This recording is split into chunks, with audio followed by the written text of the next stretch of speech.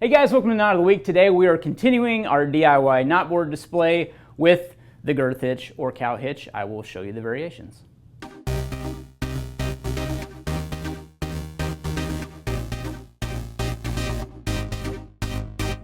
Okay, so we're going to work on the Girth Hitch and the Cow Hitch. There is a subtle variation on the Cow Hitch, but we're going to start with the simple one first, which is the Girth Hitch. You're going to get a piece of line and you're going to find the midpoint and make a bite like this. Not quite a loop, but a bite.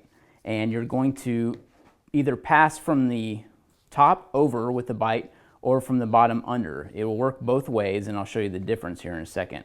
So once you get that bite around the object you're tying onto, all you have to do is take those two working ends and put them through like this, and that is a girth hitch. So opposite, if we went from the bottom up like this,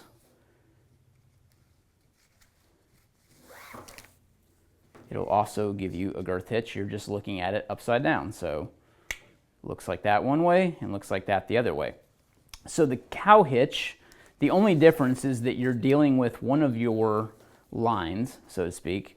So what I mean by that is that you have two working ends right here on this piece of rope. And if one of those was otherwise tied up, let's say to a cow or something along those lines, and this was previously tied up, you would go around the object you're tying onto, like so.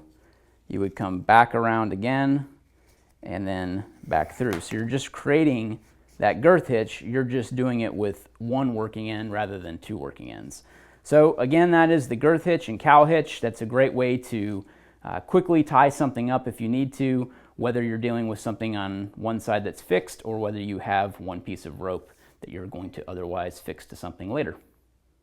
All right, just wanted to give you an update and show the progress on the DIY knot board display. As you can see, I've added a little girth hitch here onto our janky ship's wheel.